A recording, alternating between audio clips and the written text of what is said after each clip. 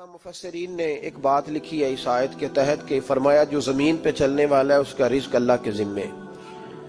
فرماتے ہیں کہ یہ اللہ نے ہماری عقل کے مطابق ہم سے بات کی ہے، ورنہ آسمانوں میں جتنی مخلوق ہے رزق اس کا بھی اللہ کے ذمے ہی ہے. یہاں جو فی الارض کے لفظ ہے زمین پہ، وہ ہمیں سمجھانے کے لیے کہ تم نے تو صرف یہ دنیا دیکھی ہے نا، تو جس کو تم نے دیکھا ہے وہ سب کھاتے اللہ کا دیا ہوا ہی ہے. تو جو ہم نے دیکھا تھا رب کریم نے اس کے مطابق ہمیں سمجھا دیا. فرمایا کچھ تو تم نے دیکھے نہیں، چلو ان کی تم سے بات نہیں کرتے، پر جو تم نے دیکھے ہیں ان سب کا رزق کس کے ذمے ہے؟ اللہ کے.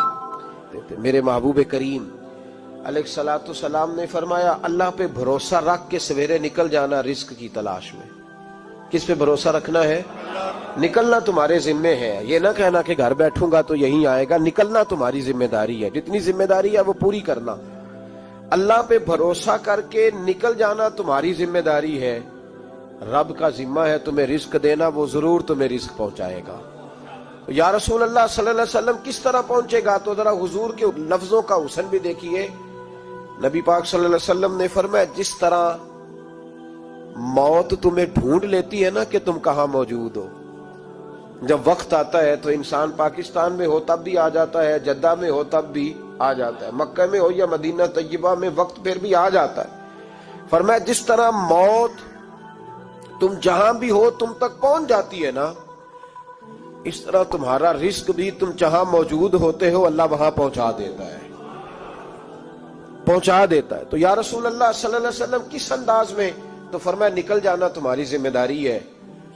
فرمایا سویرے پرندے بھی نکل جاتے ہیں اور شام کو جب لوٹتے ہیں تو اللہ انہیں پیٹ بھر کے روزی عطا فرماتا ہے. حالانکہ ان کو نہیں پتا ہوتا ہمارا کارخانہ کہاں ہے، ہم نے کہاں جا کے مزدوری کرنی ہے. ان کو نہیں پتا ہوتا کہ ہمارا دفتر کہاں ہے، ہم نے کس آفس میں بیٹھنا ہے. ان کو نہیں پتا ہوتا کہ ہم نے کہاں جا کے مال خریدنا ہے اور کہاں سے ہم نے پھر اس کو دوبارہ بیچنا ہے. انہیں خبر نہیں ہوتی. اللہ پہ بھروسہ کر کے نکل جاتے ہیں. نکلنا تو تیرے ذمہ ہے کہ نہیں؟ فرمایا وہ تو ڈیوٹی کر، شام کو اللہ جو رب پرندوں کو روزی دیتا ہے وہ تجھے بھی عطا فرمائے گا. تو جس حال میں ہے، چونکہ تو نے اپنا یہ حال خود نہیں بنایا، جس نے بنایا ہے وہ بڑا بہتر جانتا تھا کہ تو اسی حال میں اسے اچھا لگتا ہے. تو اسے اسی حال میں، ایک بزرگ تھے تو ان کی طبیعت بڑی علیل ہوگی، بیمار ہو گئے تو اللہ نے آزمائش دی تو کیڑے پڑ گئے وجود میں. ایک کیڑا یہاں سے کھا رہا تھا، اللہ والے بڑے راضی رہتے ہیں اس کی رضا پہ. تو کیڑا یہاں کھا رہا تھا تو نیچے گر گیا، تو بابا جی نے اٹھا کے پھر وہاں رکھ لیا. کہنے لگے جب اس نے تیری ڈیوٹی مجھے کھانے کی لگائی ہے تو میں اس بات پہ راضی ہوں، تو نیچے کیوں گرتا ہے؟ بس ٹھیک ہے کھا، جب اس نے تجھے ڈیوٹی جو تیری لگائی ہے. سالبہ بن عبد الرحمن ایک صحابی تھے، سالبہ غالباً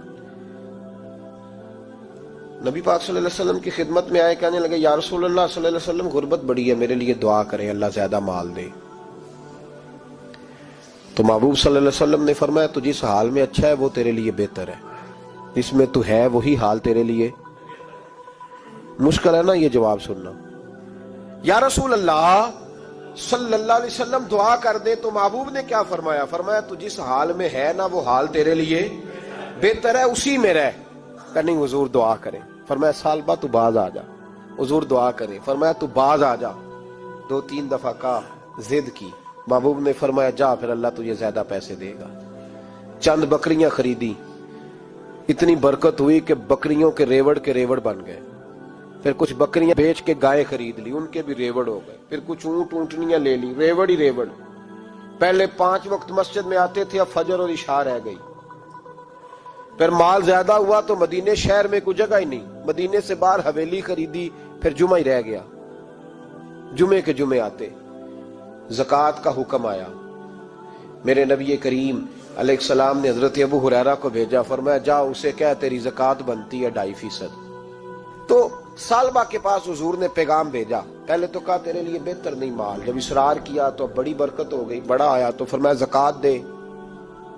2.5% زکوٰۃ ہے. اب جب سوچا کہ 5 اونٹوں پہ ایک بکری جائے گی اور بڑا سارا مجھے دینا پڑے گا، اب جب غور کیا تو یہ تو نہ کہا کہ میں نہیں دیتا.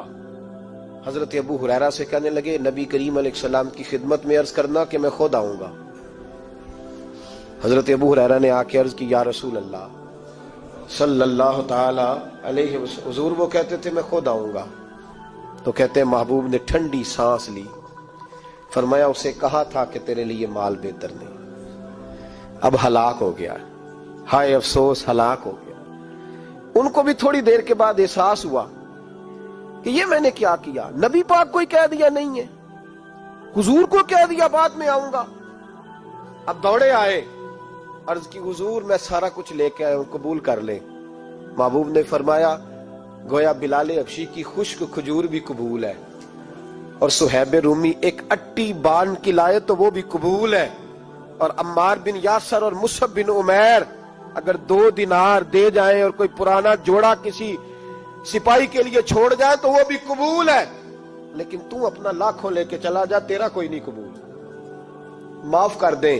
فرمایا جا معاف کیا, پر پیسے لے کے نہ آنا. اگلے سال پھر آئے, بندے ہوئے ہاتھ ہے. محبوبہ میں دولت کا کیا کروں گا, آگ لگانی ہے, قبول کر لیں. فرمایا تو لے جا, تیرا نہیں قبول. گرا جو ان کی نگاہ سے وہ سنبھل نہیں سکتا.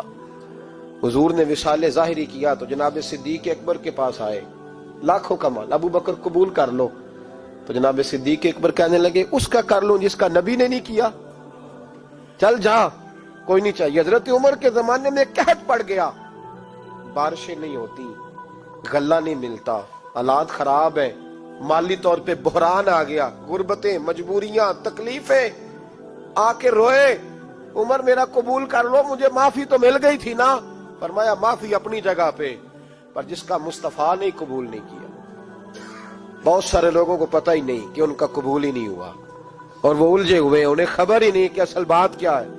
فرمایا جس کا مصطفیٰ کریم نے قبول نہیں کیا, اب ہیرے اور جواہرات بھی لے کے آئے تو بھوکے مریں گے, پر اس کا قبول, اس بات پہ راضی رہو اس حال میں اللہ نے رکھا ہوا ہے, اس حال میں راضی رہو. یہ جو مصیبت ہے نا دیکھنی کہ وہ بھی میرے پاس, تمہیں کیا پتا, کبھی پوچھ تو صحیح اس سے وہ کس مصیبت کا شکار ہے, جو مالی طور پہ بڑا امیر ہے. تو اس کی طرف دیکھ کے اپنا دل برا کرتا ہے. بس جس حال میں رب نے رکھا ہے اس حال میں رہ. حضرت عثمان غنی کے زمانے میں تو وہ وصال کر گئے, لیکن بھائی تو جس حال میں تیرا رب تجھے رکھتا ہے اس حال میں رہ, تیری مالی پریشانیاں ختم ہو جائیں گی. امام شافعی فرماتے ہیں جن گھروں میں لوگ فجر کی نماز کے وقت سوئے ہوتے ہیں ان گھروں میں رزق نہیں آتا. آپ فرماتے ہیں فجر کا وقت اللہ کے دینے کا وقت ہے, اس وقت اللہ بانٹتا ہے. حضور صلی اللہ علیہ وسلم کا فرمان ہے نا حدیث میں کہ تہجد کے وقت اللہ پہلے آسمان پہ نزول جلال فرماتا ہے جو اس کی شان کے لائق ہے تہجد کے وقت, اور وہ کہتا ہے مانگو میں تمہیں عطا کروں گا. لینے کی باری آئے تو بندہ سمیٹ سماٹ کے اندر گھس جائے. ہمارے ہاں یہ ہوتا ہے کہ عشاء کے بعد بچے بیٹھتے ہیں موبائل لے کے, تہجد کا وقت آتا ہے تو ان کی آنکھیں بند ہونی شروع ہوتی ہیں, تو لینے کے وقت تو سویا تھا, تیرا مسئلہ کیسے حل ہوگا بھائی؟ جب کوئی آدمی خیرات بانٹ رہا ہو تو جو پیالہ پیچھے کر لے اسے ملے گا؟ کہتے اس وقت آنا جب میں بانٹ رہا تھا, اب تو کدھر آ گیا ہے؟ مثال دے رہا ہوں. تو فجر کا وقت مانگنے کا ہے, تو ساری رات تو گزر گئی گیمیں کھیلتے, ٹی وی دیکھتے, اور جو لینے کا وقت تھا تو سو گیا, تو کیسے آئے گا تیرے پاس؟ تو اٹھے سویرے, بندوں سے مانگ کے دیکھ لیا, بڑی عزتیں خراب ہوئی. فجر کا وقت اٹھ کے جھولی پھیلائے. میرے رسول پاک علیہ السلام فرماتے ہیں, رب فرماتے ہیں جب بندے میرے آگے جھولی پھیلاتے ہیں مجھے شرم آتی ہے, کیسے خالی واپس کر دو. تو اس کے سامنے جھولی پھیلائیں سویرے اٹھ کے, رزق میں برکت ہوگی. اور پھر ایک اور بات, 5ویں بات, رزق میں تنگی اس وقت ہوتی ہے جب ہم مال غلط جگہ پہ خرچ کرتے ہیں. اللہ مال دیتا ہے اپنے فضل سے, اور جب ہم اسے ضائع کریں. مثال دیتا ہوں, میرے پاس ایک شخص نے آ کے کہا حضرت جی بچی کی شادی ہے, یا میرا گھر میں کوئی بیمار ہے, یا بڑی آزمائش ہے, 10,000 کی ضرورت ہے. میں نے تھما دیا اس کو, پھر مجھے بعد میں پتا چلا کہ وہ تو عیاشی کر رہا ہے پیسوں سے, وہ تو چلا گیا کہیں گھومنے اور فلاں ہوٹل میں, مہنگے ہوٹل میں بیٹھ کے کھانا کھا لیا, تو میرے دل پہ کیا گزرے گی اس شخص کے بارے میں؟ بلا مثال و بلا تشبیہ سمجھانے کے لیے اللہ نے مال دیا فضل سے, اور اگر عیاشیوں میں لگا دیا. صوفیاء فرماتے ہیں کہ اگر ایک دھیلا तू हराम जगह पे खर्च करे ना एक धेला, तो 1,00,000 दिनार की बरकत तेरे घर से उठ जाती है। एक धेला हराम जगह पे। कुरान मजीद की आयत पढ़ता हूं, रब फरमाता है वमन आरादा अन जिक्री फइन्ना लहू मईशतन दनका। बड़ी सख्त आयत है। वमन आरादा अन जिक्री, फरमाया जब तू मेरे तज़किरे से, मेरे जिक्र से मुंह फेर लेता है, फइन्ना लहू मईशतन दनका, तो मैं तेरी मईशत को, तेरे रिस्क को तंग कर देता हूं, फिर तेरी जिंदगानी तंग होती। और जिसकी जिंदगी अल्लाह तंग करे उसकी कोई खोल सकता है? कहते हैं बड़ी जगहों पे गया हूं, बड़ी फूके मरवाई, बड़े दम कराए, हालात सही नहीं होते, तो मस्जिद आके तौबा कर। वो कह रहा फइन्ना लहू मईशतन दनका। ऐलान है कुरान पाक का कि जब तू मेरे जिक्र से मुंह फेरेगा, रोटी मेरी खाए और पैसे लेके याशी करे, मस्जिद आई ना। हुक्म तो यह है कि जितनी जितनी नेमत बढ़ती जाए सजदे बढ़ने चाहिए, लेकिन हम लोग सजदे कम करते जाते हैं, फर्द नमाज भी नहीं पढ़ते, फिर रिस्क तंग होता है, फिर अल्लाह के अदल का निजाम चलता है, फिर खराबी होती। इसलिए याद रखें, कुरान मजीद ने हुक्म दे दिया कि अगर चाहते हो कि रिस्क में बरकत हो तो फिर रिस्क देने वाले के आगे झुक जाओ, फिर रिस्क देने वाले के आगे झुको। तो माली परेशानी का बहुत बड़ा सबब यह है कि हम मस्जिद की तरफ नहीं आते, दीन की तरफ नहीं आते, पैसा नाजायज जगह पे खर्च होता है।